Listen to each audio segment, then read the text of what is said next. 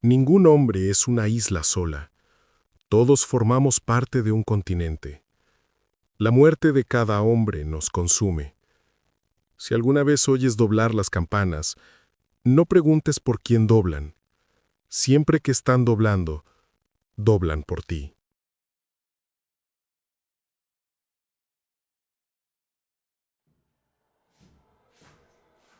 Buenas tardes. Buenas tardes. Buenas tardes, dije.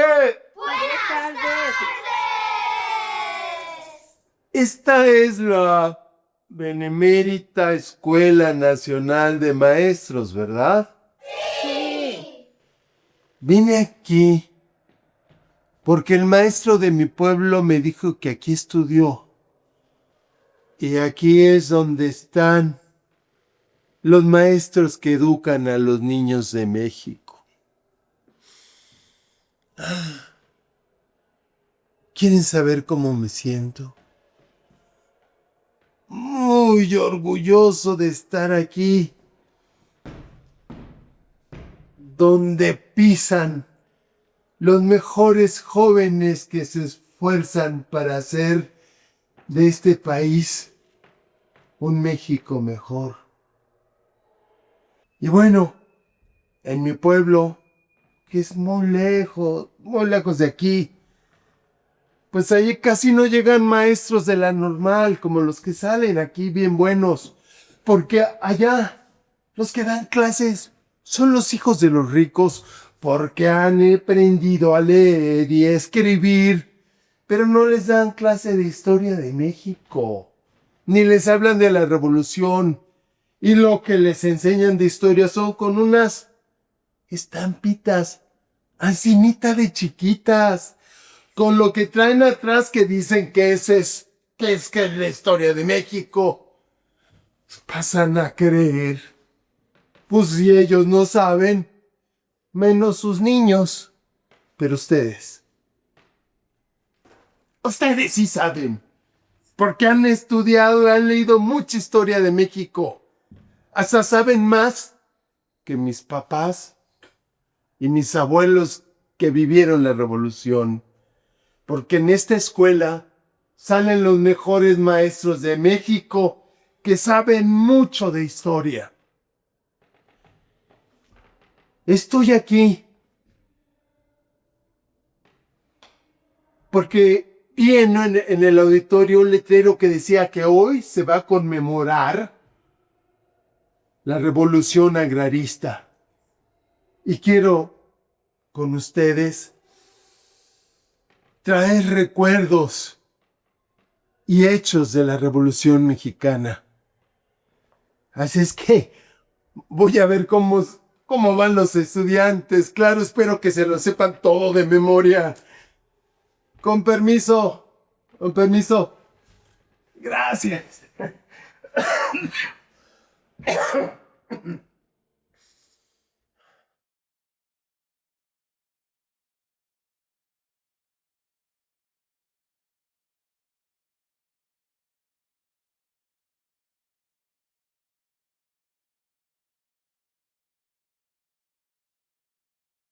El alma del pueblo canta a sus héroes en corridos y jamás entona nada para los héroes fingidos que con mentiras se elevan para unirse en los olvidos. Para saber quiénes vienen, hay que escuchar los corridos.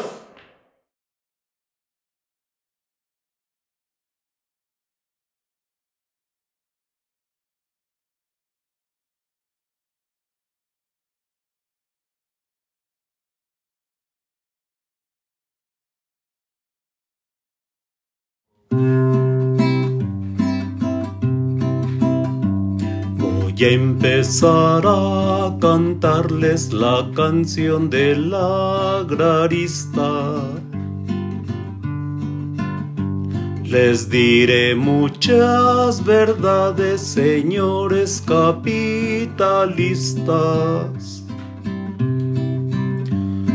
Desde el cantar de los pobres que en el campo trabajamos,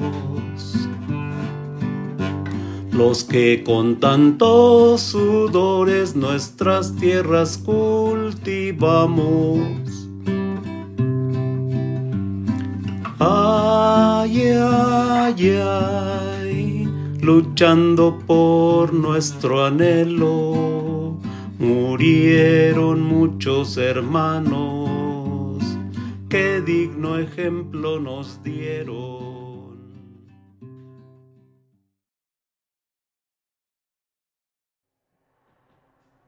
Juan sin tierra.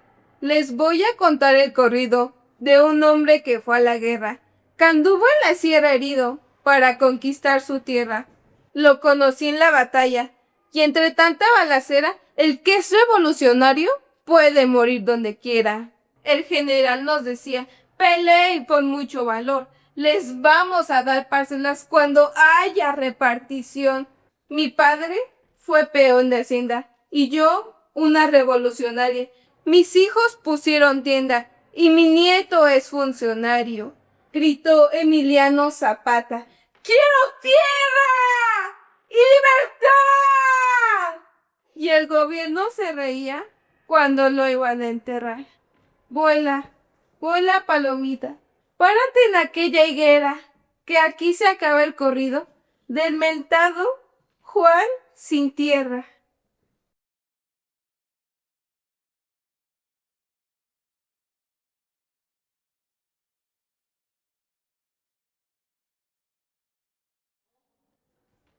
Voy a contar un corrido sin agravio y sin disculpo.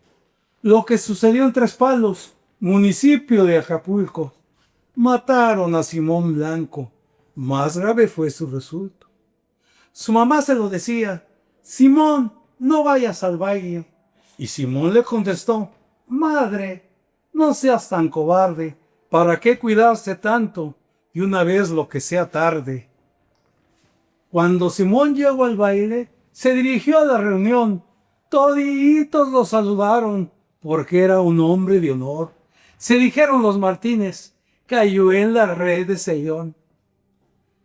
Como a las 3 de la tarde, dio principio la cuestión. Cuando con pistola en mano, Adrián Bailón lo casó. Siendo Simón su compadre, vilmente lo asesinó. A los primeros balazos, Simón habló con violencia. Adrián, dame mi pistola. ¿No ves que esa es mi defensa? Quiso lograr a Martínez. Le falló la resistencia. Como a los 3 días de muerto, los Martínez fallecieron. Decían en su novenario que eso encerraba un misterio, porque matar a un compadre era ofender al Eterno. Mataron a Simón Blanco, que era un gallito de traba. Era un gallo muy fino que el gobierno respetaba. Él con su 30 en la mano, Simón Blanco se llamaba.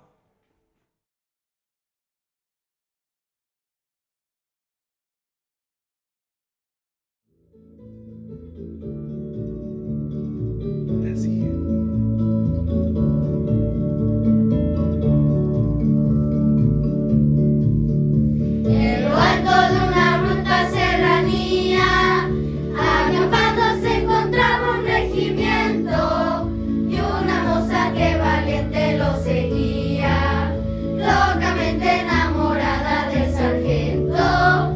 Popular entre la tropa era Adelita, la mujer que el sargento idolatraba, que además de ser valiente era bonita, que hasta el mismo coronel la respetaba.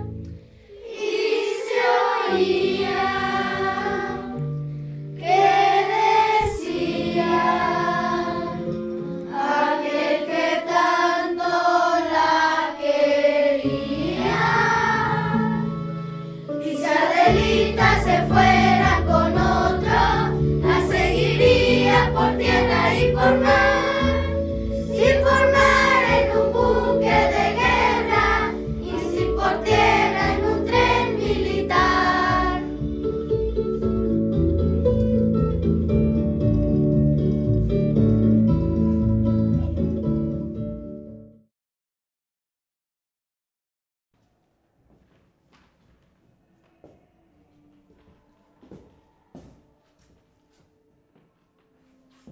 Muchos saben que Francisco Villa no era su nombre verdadero. Su verdadero nombre era Doroteo Arango. Y lo que pocos saben es que él nunca montó caballo macho. Él siempre montó yeguas. Así es de que el 7 leguas era una yegua.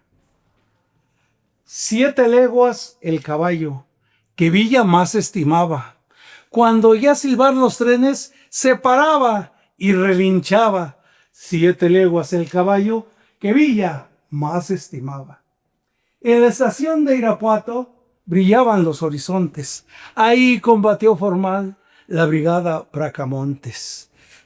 En la estación de Irapuato brillaban los horizontes. Oye tú, Francisco Villa, ¿qué dice tu corazón? ¿Ya no te acuerdas, valiente, que tomaste Paredón? ¿Ya no te acuerdas, valiente, que atacaste a Torreón? Como a las 3 de la tarde, silbó la locomotora. ¡Arriba! ¡Arriba, muchachos! Como a las 3 de la tarde, silbó la locomotora. Ponga la ametralladora como a las 3 de la tarde. Adiós, Torres de Chihuahua. Adiós, Torres de Cantera. Ya vino Francisco Villa a quitarles la pantera. Ya llegó Francisco Villa a devolver la frontera.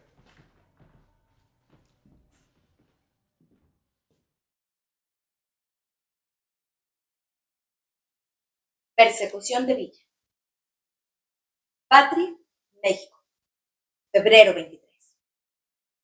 Dejó Carranza pasar americanos, 2,000 soldados, 200 aeroplanos, buscando a Villa, queriéndolo matar. Después Carranza les dijo afanoso: si son valientes y lo quieren combatir, concedido, yo les doy permiso para que así se enseñen a morir. Comenzaron a echar expediciones. Los aeroplanos comenzaron a volar por distintas y varias direcciones, buscando a Villa, queriéndolo matar. Los soldados que vinieron desde Texas, a Pancho Villa no podían encontrar. Muy fastidiados de 8 horas de camino, los pobrecitos se querían regresar. Los de a caballo ya no se podían sentar y los de a pie pues no podían caminar. Entonces Villa les pasa en su aeroplano y desde arriba les grita "Goodbye".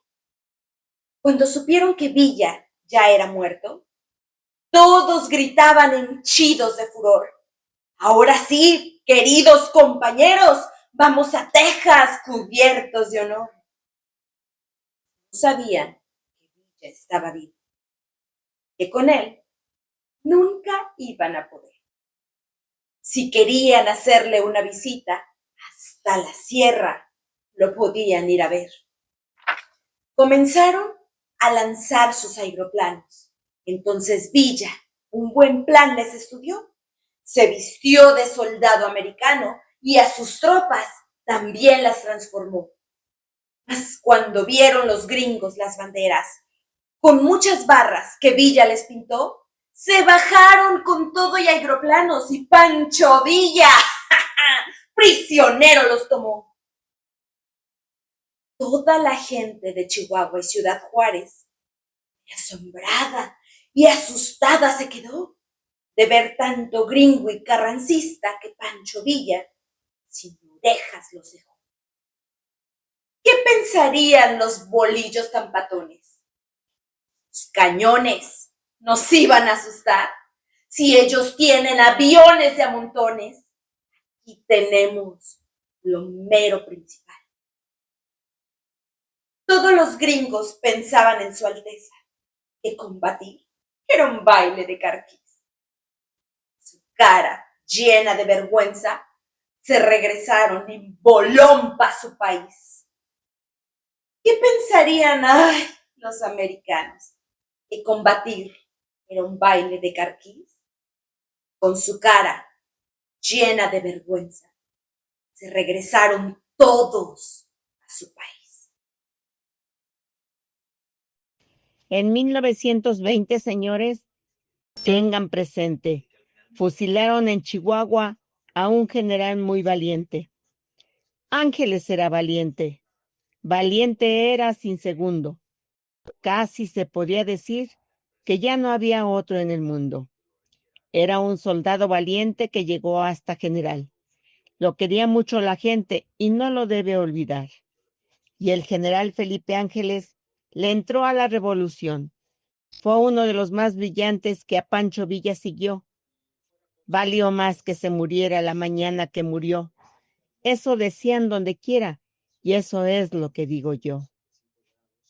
La estrella de la gloriosa División del Norte se estaba apagando.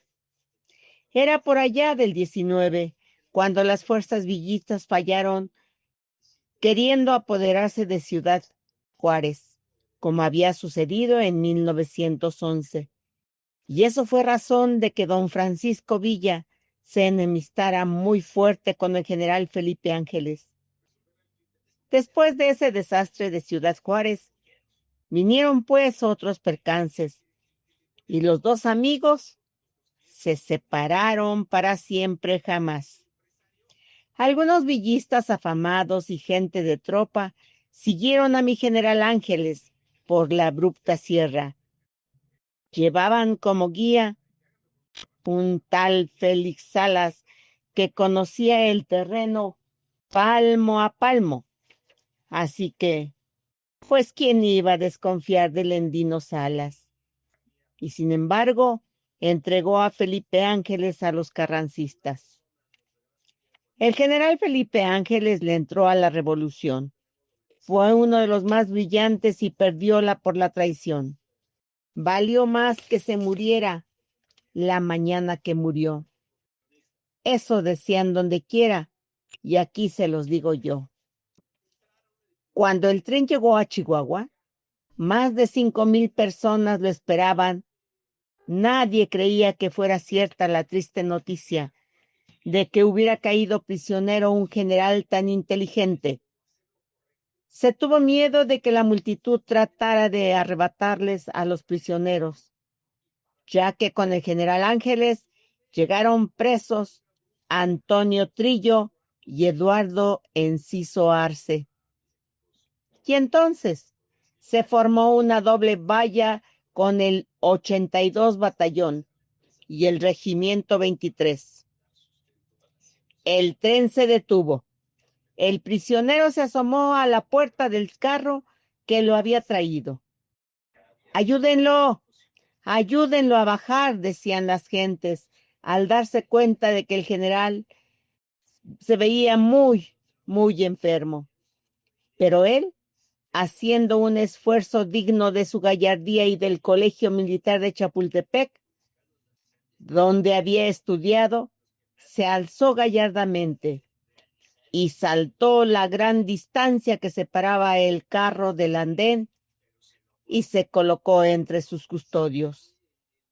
Era un soldado valiente del colegio militar que ni ante la misma muerte jamás se supo humillar. Valió más que se muriera la mañana que se murió. Lloraban muchísimas hermosas mujeres. Todas admiraban la gallardía de aquel que, pudiendo haber disfrutado de una vida llena de holgura y satisfacciones, prefirió la causa de los humildes y peleó por ellos al lado de Centauro del Norte, siendo su consejero. La multitud rugió y los carrancistas le apuntaron con las armas para apaciguar los ánimos.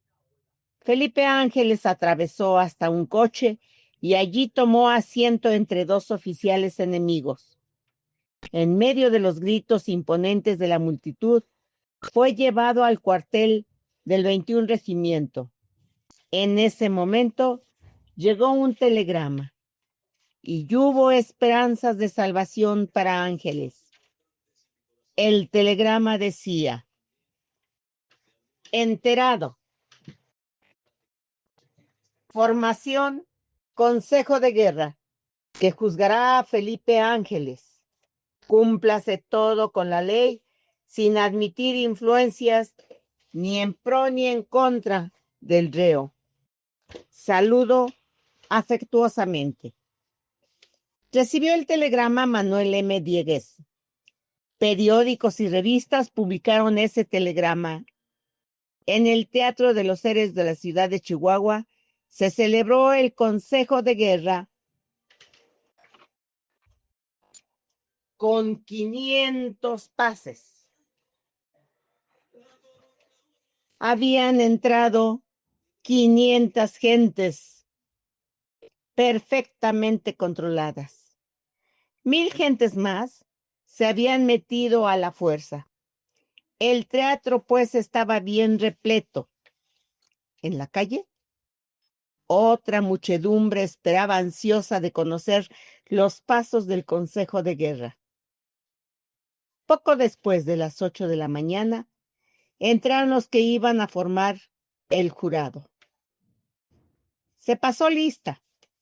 Gabriel Gavira, Gonzalo A. Escobar, Fernando Peraldi, Miguel Acosta, Gavino M. García, Ministerio Público, Víctor S. Prieto, Asesor Militar, Salvador Franco Arias, Juez Instructor, Licenciado Leandro Díaz de León, Defensor, Licenciado Alfonso Gómez Luna.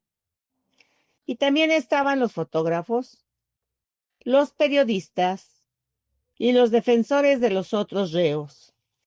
La esperanza más grande que se tenía era que, no siendo ya militares, pues no debían ser juzgados por un consejo de guerra, y a pesar de eso, fueron juzgados. La defensa habló y fue ovacionado el licenciado Alfonso Gómez Luna. Los aplausos fueron acallados con amenaza de mandar vaciar el teatro. También habló el propio general Ángeles, y sus palabras fueron certeras, llenas de amor por los humildes, por la patria y por las esperanzas de la revolución.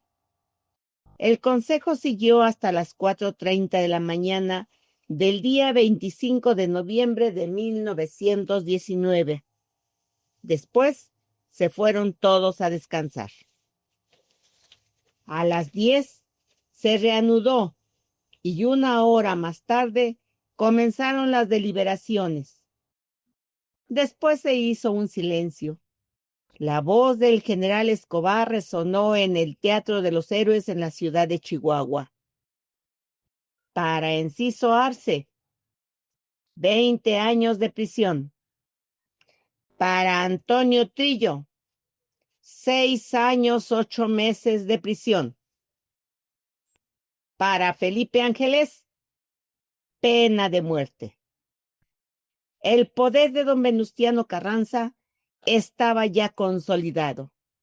La sentencia sería cumplida inexorablemente.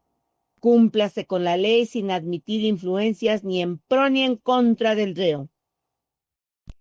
El general Ángeles se despidió de sus amigos y compañeros de infortunio. Iba a ser él.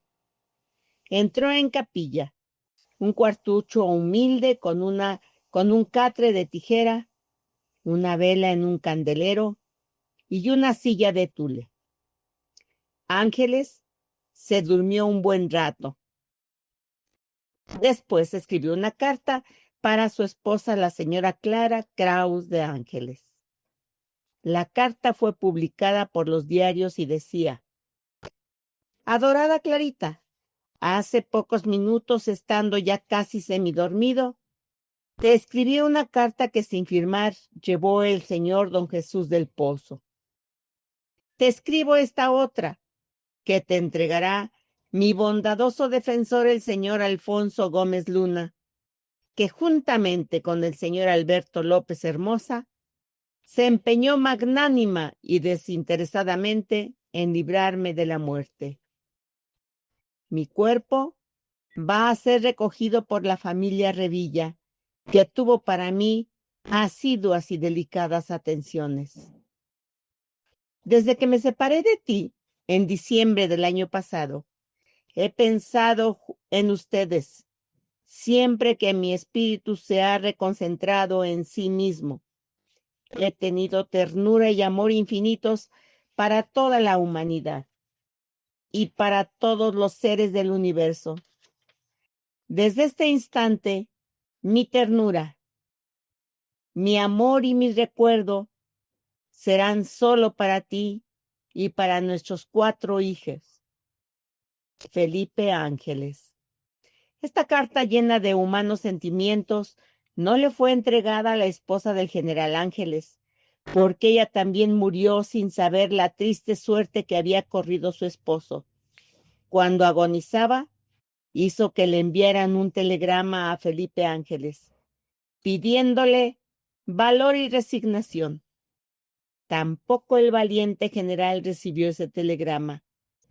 Por eso digo, si mi general Ángeles no hubiera muerto el día que murió, pues hubiera sido terrible para él saber que sus 4 hijos quedaban al garete en la vida, mientras a él lo arrebataba el remolino de la revolución.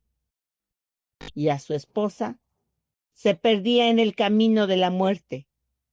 A las 6 de la mañana del 26 de noviembre, se formó el pelotón de fusilamiento.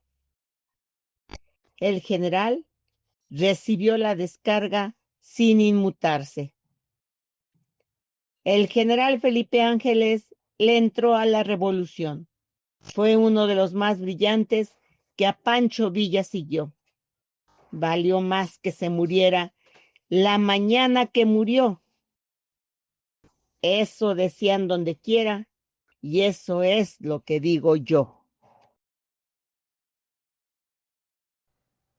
En 1920, señores, tengan presente, fusilaron en Chihuahua a un general muy valiente.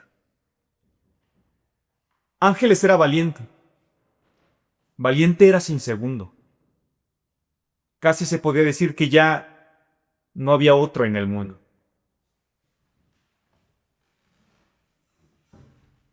Era un soldado valiente que llegó hasta general. Lo quería mucho la gente y no lo debe olvidar. Y el general Felipe Ángeles le entró a la revolución. Fue uno de los más brillantes que a Pancho Villa siguió. Valió más que muriera la mañana en que murió. Eso decían donde quiera. Y eso es lo que digo yo. Cantaba una golondrina cuando estaba prisionero. Se acordaba cuando Villa le dio el cargo de artillero. De artillero comenzó su carrera militar. Dentro de poquito tiempo llegó a ser gran general.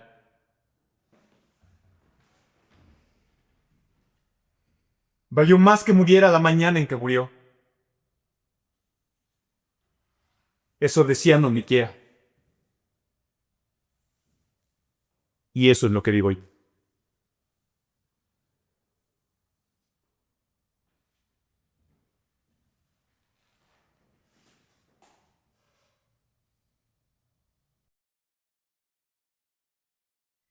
El panadero hacía pan de dulce, pan de sal, rosquitas para los niños que lo veían hacer pan. Todo el pueblo lo miraba hacer el pan cotidiano, pan de dulce, pan de sal, pan de nubes con azúcar, cuernos de luna con sal. Todo el pueblo le decía, «Don Domingo, ¿ya está el pan?» Don Domingo les decía, «Lo estoy poniendo a adorar». Don Domingo estaba manco, con una mano hacia el pan, la otra la tenía prendida de milagrito en un altar. Los domingos iba a misa, era devoto al rezar. Santa Madre de los Cielos, ¿cuándo la podré olvidar? Don Domingo tenía novia, morena de cielo y bosque. La novia tenía los ojos ceñidos de medianoche. Sus brazos estaban frescos, como cuentas de collar. Agua en espejo fragante de cántaro y manantial. Primero se atormentaron, luego ella lo abandonó. Arquitectura de naipes que sola se desplomó. Desde entonces don Domingo forjó en yunque al rojo vivo el odio de su puñal. Puñal en horno caliente, puesto a dorar con el pan. La revolución cantando rodaba por la montaña. La luna en plato de lirios por la montaña asomaba. Gritaba Domingo Arenas: ¡Pan de dulce! ¡Pan de sal! Y sus gritos picoteaban lo blanco de la ciudad. Granizo de balas rojas hizo amapolas las calles, en cada árbol una flor de pajaritos en sangre. Compadre, Domingo Arenas, ya viene cerca del río.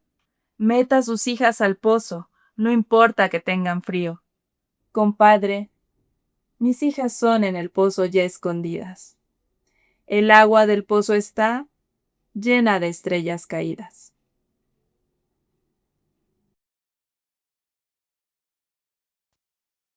La doble bola de la huelga de Cananea. Fue tan injusto y tirano el régimen porfirista que en sus 30 años de paz los crímenes forman lista.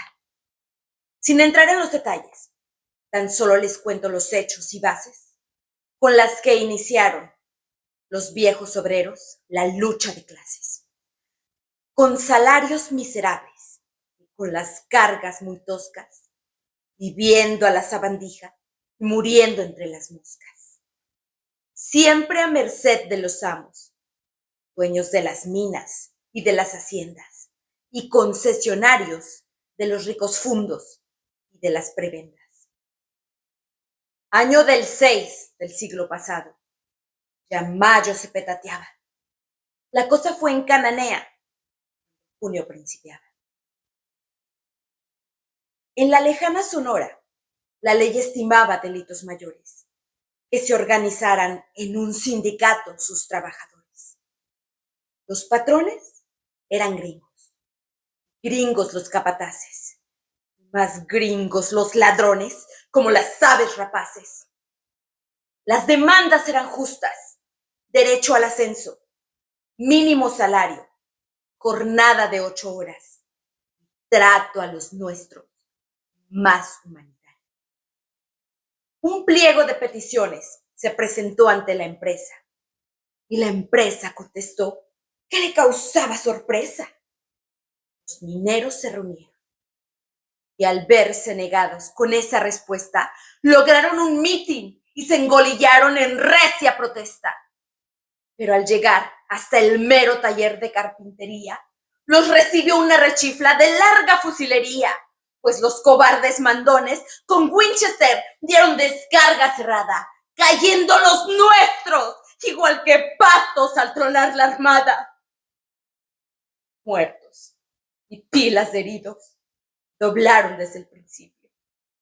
Los rengos, tras la justicia, jalaron pa'l municipio.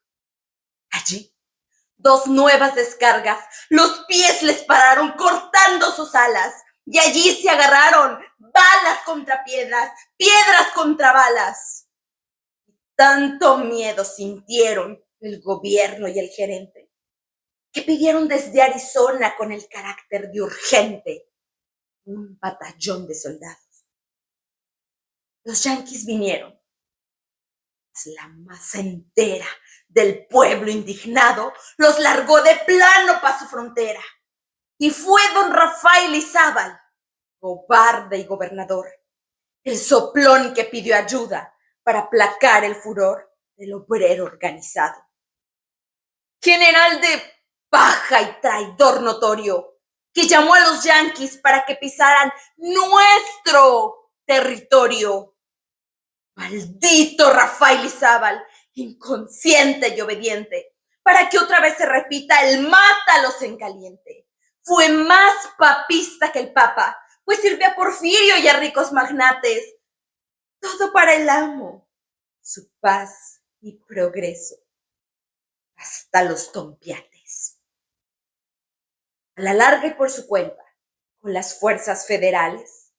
El gobierno dominó con puros actos bestiales. Pero le quedó la mancha de pedir auxilio y el mucho cinismo de usar contra hermanos las armas y brazos del capitalismo.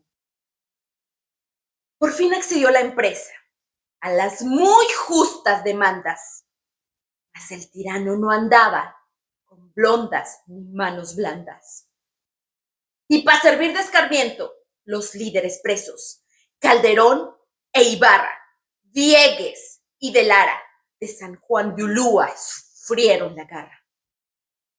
Y así se volvió a la paz, al orden y a los progresos, costa de sangre y de viudas, y de huérfanos y de presos.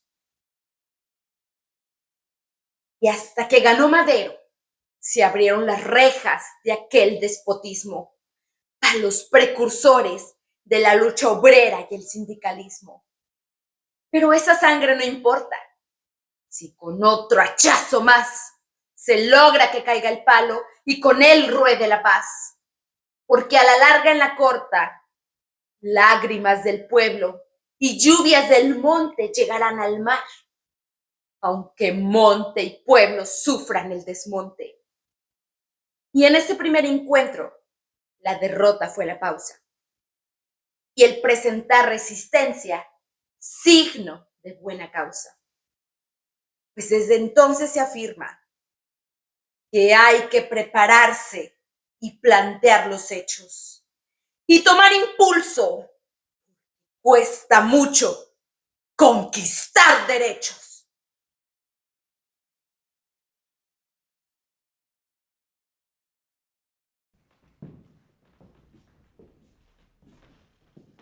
Qué lindo es Michoacán. Palomas mensajeras, detéiganse en su vuelo, que si van al paraíso, sobre él volando están. Dios hace mucho tiempo que lo quitó del cielo, y por cambiarle el nombre, le puso Michoacán. ¡Ay, Michoacán! Se trajo las estrellas, más raras y lejanas, las convirtió en mujeres bonitas de verdad. Por eso son tan chulas las lindas michoacanas, que cuando dan amores, los dan con dignidad. ¡Ay, pero qué lindo es Michoacán! Tú sí tienes de qué presumir, tus lagos azules, tus llanos dorados, y esa tierra tan linda, donde yo nací. En Pátzcuaro cantamos canciones de Morelia, por allá en Janitzio tenemos un amor, con toda la fragancia que tiene la gardenia, una hembra michoacana, más linda que una flor. ¡Ay, que una flor! En esa tierra linda, de nobles corazones, sus hombres sin alardes demuestran su valor. Aquí no conocemos tales valentones, pero si es necesario, nos sobra corazón. ¡Ay, pero qué lindo es Michoacán! Tú sí tienes de qué presumir, tus lagos azules, tus llanos dorados, y esa tierra linda donde yo nací. Michoacán.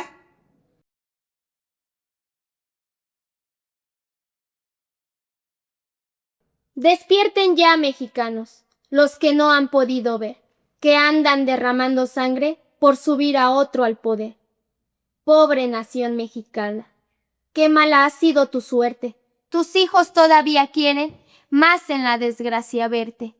Mira, mi patria querida, no más cómo va quedando, que a sus hombres más valientes todos los van traicionando.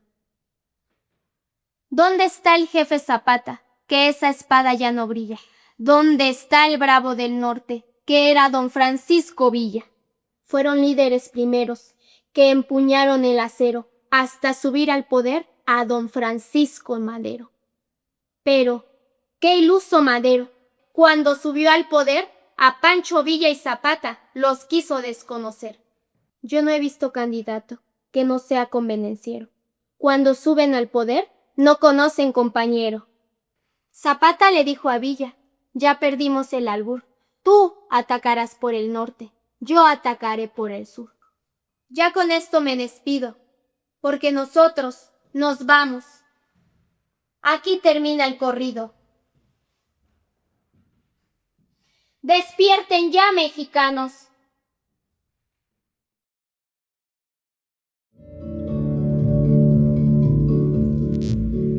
Una noche que la tropa regresaba, conduciendo entre sus filas al sargento, por la voz de una mujer que sollozaba, la plegaria se escuchó en el campamento. Al oírla el sargento temeroso de perder para siempre su adorada, ocultando su emoción bajo el embozo, a su amada le cantó de esta manera y se oía que decía aquel que tanto la quería. Y si acaso yo muero en campaña y mi cadáver lo van a sepultar, Adelita, por Dios te lo ruego, que con tus ojos me vayas a llorar. Y si Adelita quisiera ser mi novia, y si Adelita fuera mi mujer, le compraría un vestido de seda para llevarla a bailar al cuartel.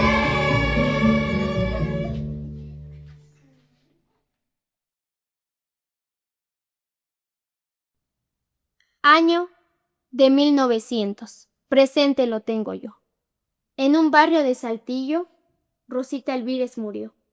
Y su mamá se lo dijo: Rosa, esta noche no sales. Pero ella le contestó: mamá, no tengo la culpa que a mí me gusten los bailes. Tú, porque ya estás amargada, ya ni a la calle te sales. Llegó Hipólito a la fiesta y a Rosa se dirigió. Como se creía bonita, Rosita lo desairó. Rosita lo despreció. Luego, Hipólito le dijo: Rosita, no me desaires, la gente lo va a notar. Pues que digan lo que quieran. Contigo no he de bailar. Contigo no he de bailar. Hipólito se ofendió, echó mano a la cintura y una pistola sacó. Y sin dar tiempo a nada, a Rosita victimó. La noche que la mataron, dijeron los policías, Rosita estaba de suerte. De 3 tiros que le dieron, no más uno era de muerte. Rosita ya está en el cielo, dándole cuentas al Criador. Hipólito ya está en la cárcel, dando su declaración.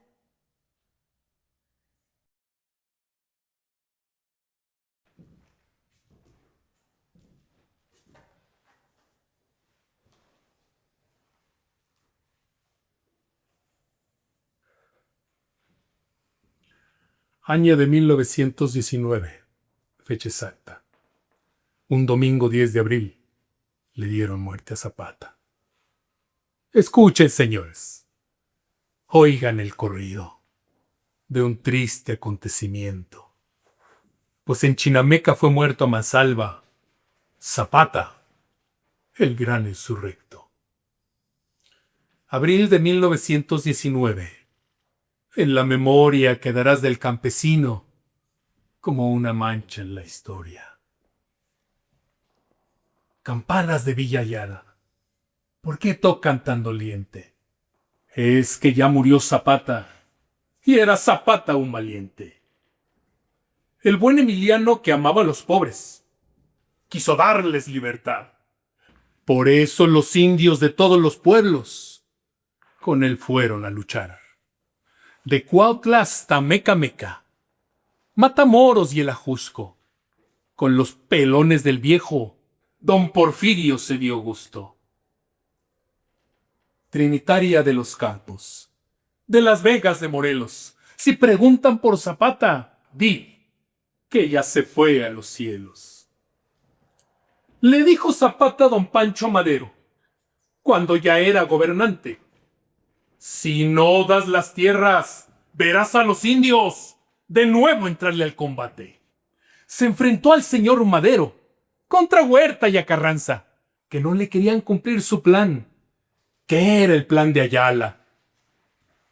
Corre, corre, conejito, cuéntales a tus hermanos. Ya murió el señor Zapata, el coco de los tiranos. Montado con garbo en yegua alazana, era charro de admirar. Y en el coleadero era su mangana, la de un jinete cabal. Toca la charanga un son, de los meros sabajeños, rueda un toro por la arena, pues Zapata es de los buenos. Una rana en un charquito cantaba en su serenata. ¿Dónde hubo un charro mejor que mi general Zapata? Con mucho entusiasmo aplaude la gente, y hartas niñas concurrieron, que el jefe Zapata y sus generales, donde quiera se lucieron. Con jaripeo celebraba su victoria en la refriega, y entre los meros surianos, ¿qué es un charro? Nadie lo niega. Camino de Huehuetoca, preguntábase un turpial, hoy caminante, ¿qué se hizo del famoso caporal? Nació entre los pobres, vivió entre los pobres y por ellos combatía. No quiero riquezas, yo no quiero honores. A todos, así decía. En la toma de Jojutla, dice a un mayor de su gente, tráete al general García, que le entre conmigo al frente. A la sombra de un guayabo, cantaban dos chapulines. Ya murió el señor Zapata, terror de los gachupines. Fumando tranquilo se pasea sereno, en medio de los balazos y grita, ¡muchachos! ¡A esos muertos de hambre! Hay que darles sus pambazos. Cuando acaba la refriega, perdona a los prisioneros, a los heridos los cura, y a los pobres da dinero. Estrellita que en las noches te prendes de aquellos picos, ¿dónde está el jefe Zapata, que era azote de los ricos? Cuando yo haya muerto, dice a un subalterno, le dirás a los muchachos, con la arma en la mano defiendan su ejido, como deben ser los machos. Dice a su fiel asistente, cuando andaba por las sierras, mientras yo viva, los indios serán dueños de sus tierras. Amapolita olorosa de las lomas de Guerrero, mira en qué forma tan triste ultimaron al guerrillero.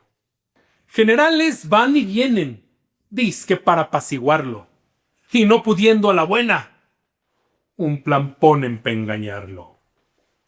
Canta, canta, gorrioncito, di en tu canción melodiosa, cayó el general Zapata, en forma muy alevosa. Don Pablo González ordena a Guajardo que le finja un rendimiento, y al jefe Zapata disparan sus armas al llegar al campamento. Guajardo dice a Zapata, me le rindo con mi tropa, en Chinameca lo espero, tomaremos una copa. Arroyito revoltoso, ¿qué te dijo aquel clavel? Dice que no ha muerto el jefe, que Zapata ha de volver.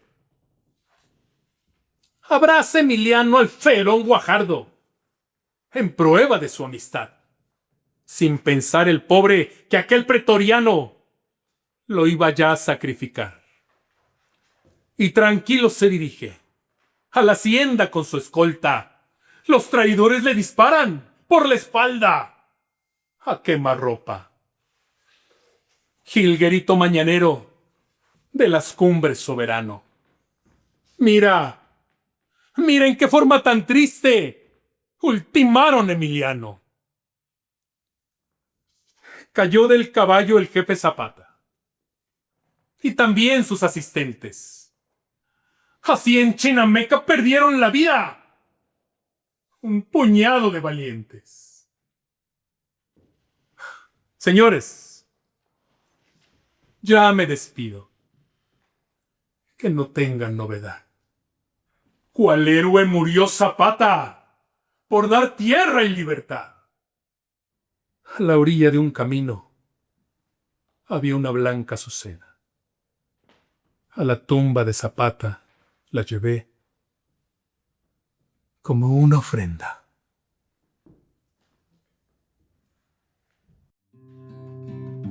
Siempre trabaja y trabaja, siempre debiendo al tendero. Y al levantar las cosechas salió perdiendo el mediero. Nuestras chozas y jacales siempre llenos de tristeza, viviendo como animales en medio de la riqueza.